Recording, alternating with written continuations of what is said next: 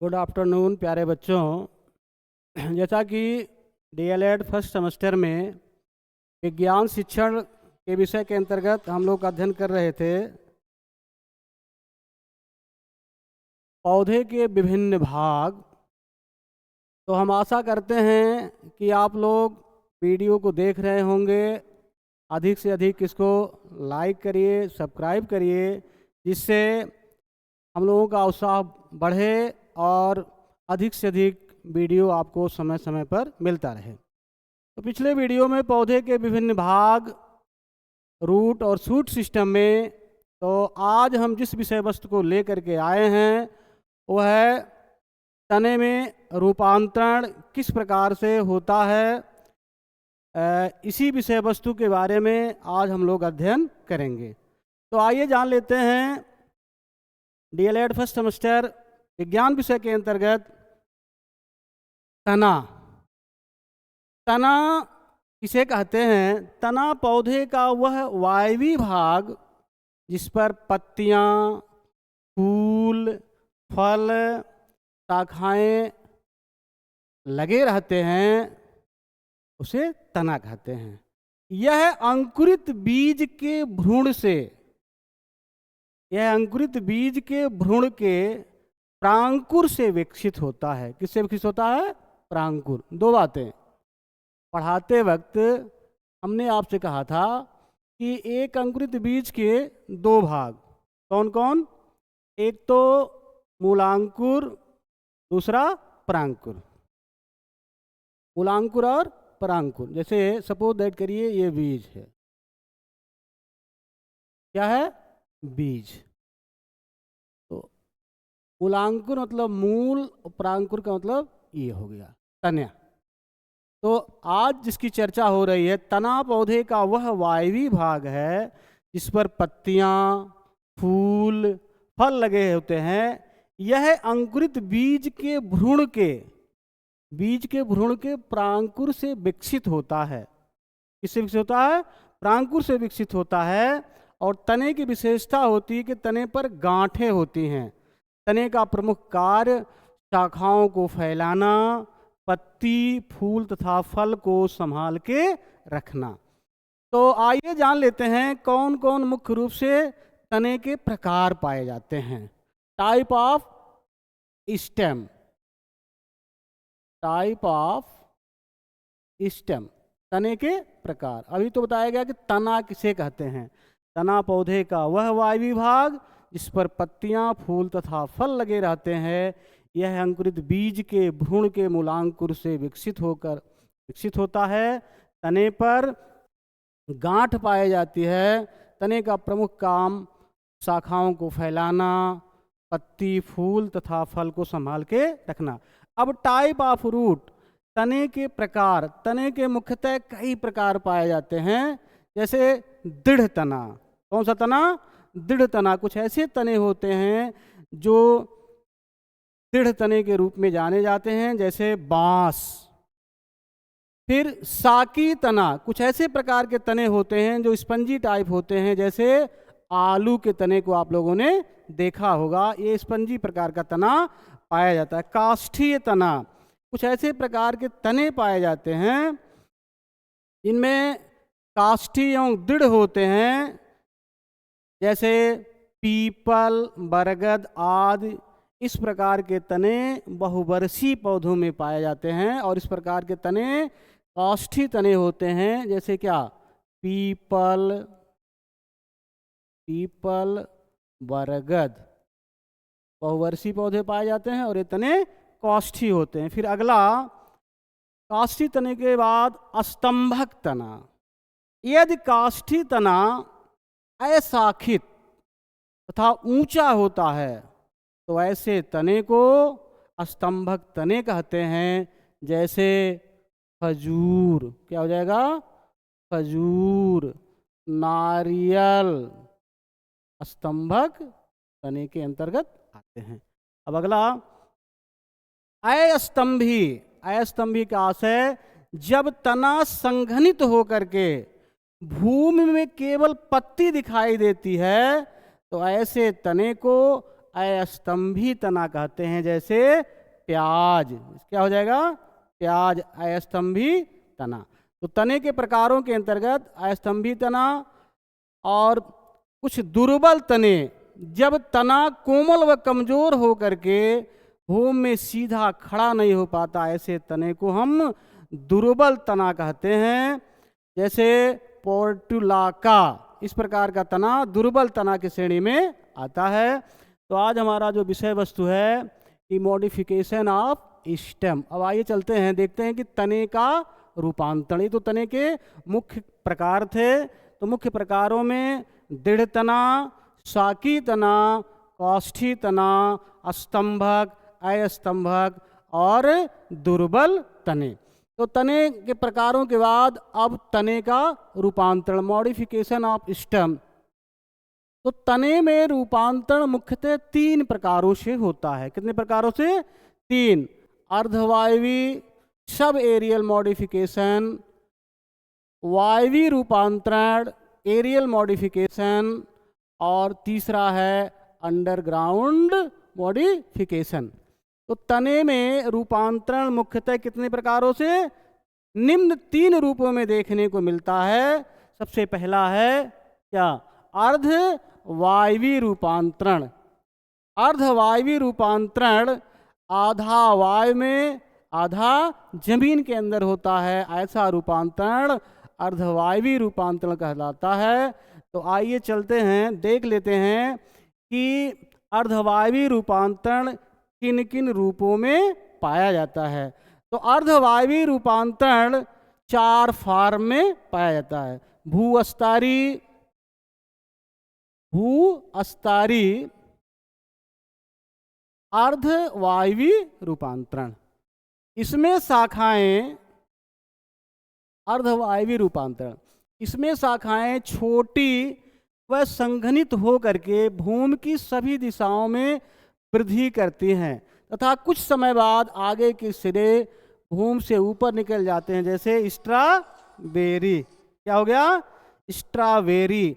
तो अर्धवायवी रूपांतरण निम्न 4 रूपों में मिलता है।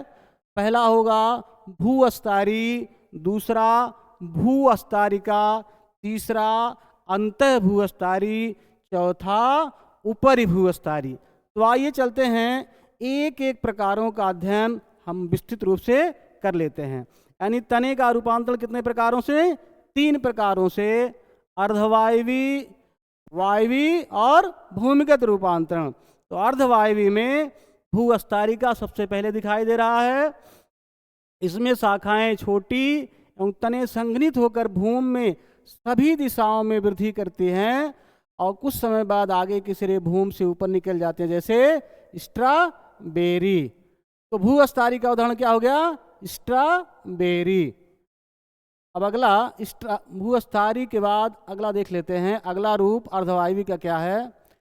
भूअस्तारिका। जैसा कि नाम है ऑफसेट। क्या नाम है? ऑफसेट। भूअस्तारिका ऑफसेट। यह सामान्यतः जलीय पौधे होते हैं। इस प्रकार के पौधे जलीय पौधे। इसका तना छोटा होता है, इसके ऊपर पत्तियों का समूह लगा रहता है, जैसे पिस्टिया जलकुंभी। आपको फिगर दिखाई दे रहा है। यह सामान्यतः जलीय पौधे होते हैं। इसका तना छोटा होता है, जिसके ऊपर पत्तियों का समूह लगा रहता है। इसके ऊपर क्या लगा रहता है? पत्तियों का समूह लगा रहता है, जैसे पिस्टिया जलकुंभी। तो ये भूअस्तारिका के अंतर्गत 2 प्रमुख पौधे का अध्ययन हम करते हैं। इसमें जलीय पौधे आते हैं, जैसे क्या हो गया? पिस्टिया और जलकुंभी। अब अगला फॉर्म देख लेते हैं। अगला फॉर्म क्या है? अंतः भूअस्तारी। अंतः भूअस्तारी, जैसा कि नाम से ही स्पष्ट है, अंतः भूअस्तारी साकर। इसमें जो मुख्य तना होता है वो क्या होता है? जमीन के भीतर रहता है। इसका मुख्य तना जमीन के भीतर रहता है, लेकिन पत्तियां क्या होती हैं? परंतु शाखा भूमि के ऊपर पर्व और पर्व संधियां निकलती हैं। शाखा के ऊपर पर्व अथवा पर्व संधियां निकलती हैं, जैसे पोदीना। जैसे क्या हो गया? पोदीना। भूमि के ऊपर पर्व संधियां निकलती हैं। आप कह सकते हैं कि इसका मुख्य तना जमीन के भीतर रहता है, परंतु शाखाएं भूमि के ऊपर पर्व संधियां निकलती हैं, जैसे पुदीना। पुदीना को आपने दिखा होगा, अंतः भूस्थारी, आधा भूमि में आधा ऊपर। ये अंतः भूस्थारी का एक बेहतर उदाहरण है। जैसे क्या हो गया? पुदीना। अब अर्धवायवी रूपांतरण का चौथा फॉर्म ऊपरी भूस्थारी। ऊपरी भूस्थारी, जैसा कि नाम से क्लियर है, ऊपरी भूस्थारी। ऊपरी भूस्थारी का आशय हो गया आधा भूमि में आधा ऊपर, यानी रनर। और रनर की एक विशेषता पाई जाती है, जगह जगह इसमें गांठें पाई जाती हैं, संधियां पाई जाती हैं। संधि का आशय होता है जोड़। जब तने लंबे होकर भूमि की सतह पर फैल जाते हैं और पर्व संधियों से जड़ें निकलती हैं तथा ऊपर की तरफ पत्ती निकलती, जैसे दूब, घास। देखिए जगह जगह जोड़ पाया जाता है। जगह जगह क्या पाया गया? नोड और इंटर नोड पाए गए। जब तने लंबे होकर के भूमि की सतह पर फैल जाते हैं और पर्व संधियों से जड़ें निकलती हैं। पर्व संधियों से क्या निकलती हैं? जड़ें निकलती हैं तथा ऊपर की तरफ पत्ती निकलती है, जैसे दूब, घास। तो ये मुख्य रूप से अर्धवायवी रूपांतरण 4 फॉर्म में हम लोगों ने अध्ययन किया। पहला था भूस्थारी, दूसरा भूस्थारिका, तीसरा अंतः भूस्थारी और चौथा भूस्थारी। तो आइए अगले फॉर्म को देख लेते हैं। अगला रूपांतरण क्या है? अगला रूपांतरण वायवी रूपांतरण। कौन सा रूपांतरण? वायवी रूपांतरण। ऐसा रूपांतरण इसका संपूर्ण भाग वायु में होता है। वायवी रूपांतरण। कौन सा रूपांतरण? वायवी रूपांतरण। वायवी रूपांतरण, इसमें वायवी रूपांतरण भी निम्न रूपों में देखने को मिलता है। इसमें सबसे बड़ी विशेषता होती है कक्षस्थ कलिका। तो कक्षस्थ कलिका, आपको ये जानना होगा कलिकाएं कितनी प्रकार की होती हैं। तो कलिकाएं 2 प्रकार की होती हैं। एक तो शीर्षस्थ कलिका, दूसरा कक्षस्थ कलिका। तो वायवी रूपांतरण भी मुख्यतः 3 रूपों में मिलता है। अस्तंभीय तंतु, दूसरा पर्णाभ स्तंभ, तीसरा स्तंभ कंटक। तो वायवी रूपांतरण एरियल मॉडिफिकेशन मुख्यतः 3 फॉर्म में मिलता है। स्क्रीन पर सबसे पहले दिया हुआ है अस्तंभीय तंतु। इसमें कक्षस्थ कलिका, जैसा कि अभी हमने बताया, कलिकाएं 2 प्रकार की होती हैं, शीर्षस्थ कलिका और कक्षस्थ कलिका।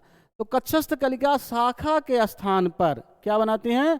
तंतु बनाती हैं और पौधों को सहारा देने का काम करती हैं, जैसे अंगूर। पौधों को क्या करती हैं? सहारा देने का काम करती हैं, जैसे अंगूर। तो स्तंभीय तंतु का उदाहरण क्या है? अंगूर। अब आइए, देख रहे हैं अंगूर ना। अगला स्तंभीय तंतु के बाद अगला रूपांतरण पर्णाभ स्तंभ। कौन सा? पर्णाभ स्तंभ। इस प्रकार के रूपांतरण में तना क्या होता? मांसल पत्ती के समान चपटा हरा हो जाता है और पत्ती के समान कार्य करता है, जैसे नागफनी।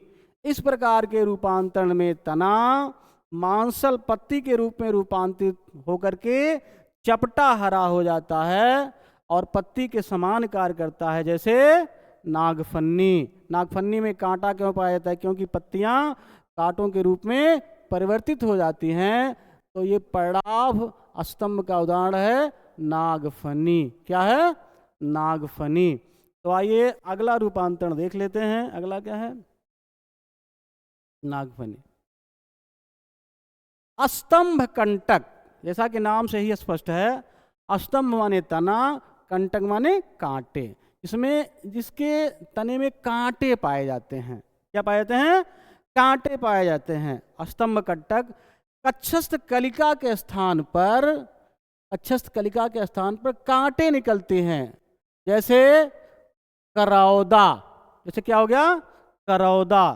कांटे 3 प्रकार के होते हैं, कांटे 3 प्रकार के होते हैं। जैसे प्रिकल, तो प्रिकल का उदाहरण होगा गुलाब। क्या होगा, गुलाब।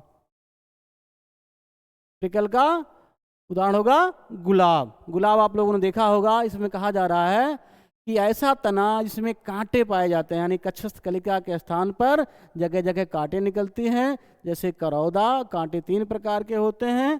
प्रिकल, ये पर्व था पर्व संधियों पर मिलते हैं। कहाँ मिलते हैं, ये पर्व था पर्व संधियों पर मिलते हैं। जैसे गुलाब, जैसे क्या हो गया, गुलाब। दूसरा है स्पाइन।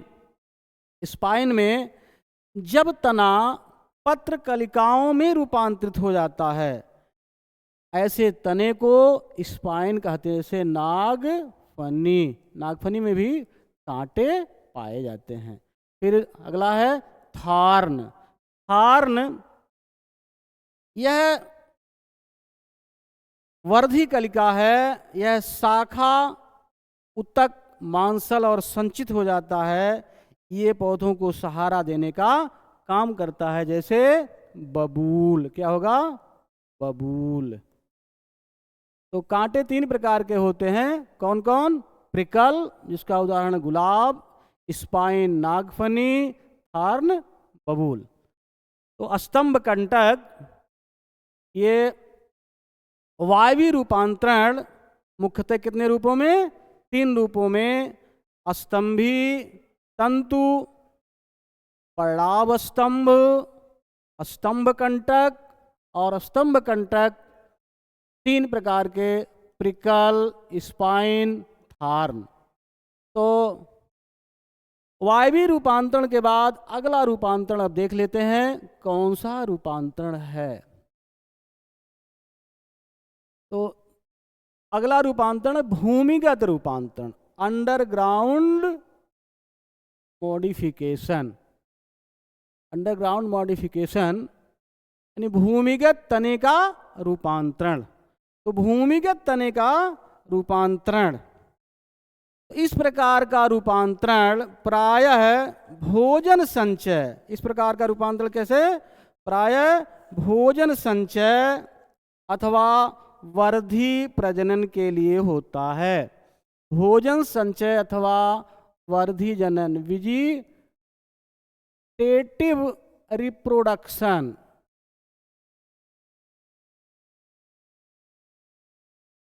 वर्धी जनन, इस प्रकार का रूपांतरण क्या होगा,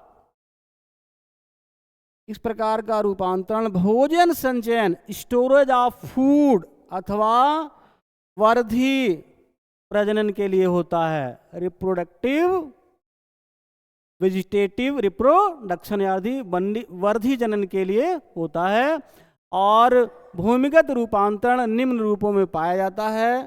पहला है कंद, दूसरा प्रकंद, तीसरा घंधकंद, चौथा शल्ककंद। कितने रूपों में, मुख्यतः 4 रूपों में पाया जाता है। कितने रूपों में, 4 रूपों में पाया जाता है। तने का यह अंतिम रूपांतरण है भूमिगत रूपांतरण। अब आइए एक एक रूपांतरणों का एग्जाम्पल सहित चर्चा करा लेते हैं। तो आइए सबसे पहले देखते हैं कंद। क्या देखते हैं, ट्यूबर। अब आज आपको क्लियर हो जाएगा कि आलू जड़, तना, पत्ती क्या है। जब भी कहीं क्वेश्चन आएगा तो आलू क्या है, तने का रूपांतरण है। क्या है, तने का रूपांतरण।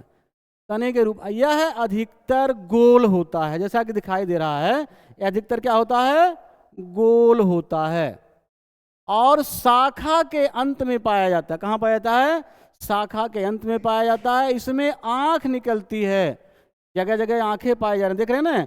इसमें क्या निकलती हैं, आँख निकलती हैं, जो वास्तव में कक्षस्थ कलिका होता है, जैसे आलू।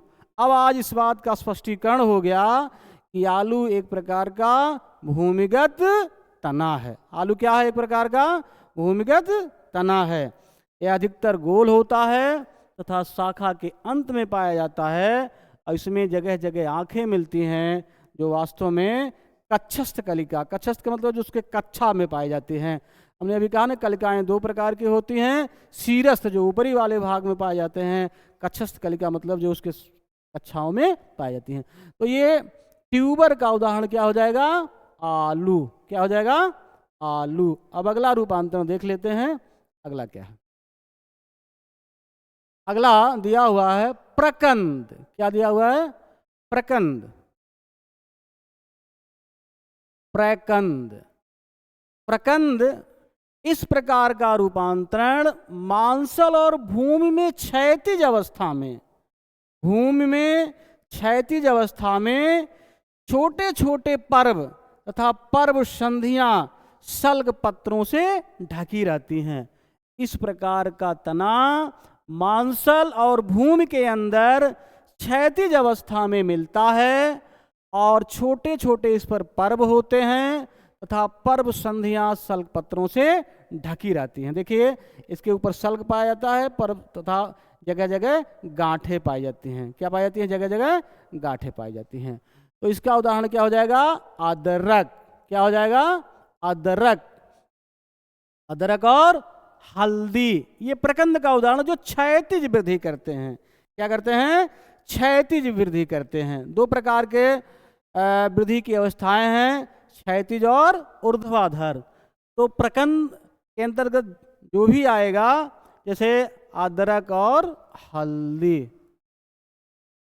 ये किसका उदाहरण है? भूमिगत प्रकंद का उदाहरण। तो आज इस बात का एक क्लियरेंस हो गया कि अदरक और हल्दी क्या है? भूमिगत तने का रूपांतरण है, जो भूमि में क्षैतिज अवस्था में वृद्धि करते हैं और इसमें छोटे छोटे पर्व होते हैं और ये पर्व सल्ग पत्रों से ढके रहते हैं। अब आइए अगला चलते हैं, देख लेते हैं अगला क्या है। अगला है घनकंद। क्या है? घनकंद। जैसा कि नाम से क्लियर है, यह संघनित भूमिगत तना है। अभी हमने आपसे कहा ना कि क्षैतिज और ऊर्ध्वाधर दो प्रकार के वृद्धि की अवस्थाएं। यह संघनित भूमिगत तना है जो भूमि में ऊर्ध्वाधर इस तरह से वृद्धि करता है, जैसे अरवी। आप लोगों ने देखा होगा, जैसे अरवी, अरवी को देखा है? जैसे अरवी ये भूमि में क्या करता? ऊर्ध्वाधर वृद्धि करता है। ये घनकंद का उदाहरण है। तो यह जब इस प्रकार के तने भूमि में संघनित और ऊर्ध्वाधर वृद्धि करते हैं, ऐसे तने को घनकंद के रूप में जाना जाता है। जैसे अरवी, क्रोकस। क्रोकस, क्रोकस तो नहीं आप जान पाएंगे, लेकिन अरवी को तो आप जान ही रहे होंगे। तो अब इसके बाद अगला और अंतिम रूपांतरण होगा घनकंद के बाद सल्ककंद। सल्ककंद, इसमें तना लेंस के समान होता है और उसके चारों तरफ मांसल सल्क पत्र होते हैं और नीचे बहुत जड़ें निकली होती हैं। देखिए नीचे जड़ें निकली हुई हैं, मांसल सल्क पत्र होते हैं। जब इसको हटाएंगे तो लेंस के समान आपको दिखाई देगा। सल्ककंद, इसमें तना लेंस के समान होता है और उसके चारों तरफ मांसल सल्क पत्र होते हैं और तना संघनित हो जाता है नीचे जा करके और उस पर बहुत सारी जड़ें निकलती हैं, जैसे प्याज। क्या हो जाएगा? प्याज। तो ये भूमिगत रूपांतरण मुख्यतः चार रूपों में देखने को मिला। कौन कौन? कंद, प्रकंद, घनकंद और शल्ककंद। तो इस प्रकार से आज के इस वीडियो में तने के कौन कौन से रूपांतरण थे इसकी चर्चा हमने करा दिया। हम आशा करते हैं कि आप वीडियो को देखेंगे, लाइक करेंगे, शेयर करेंगे। अगले वीडियो में पुनः हम अगले टॉपिक पर चर्चा कराते हैं।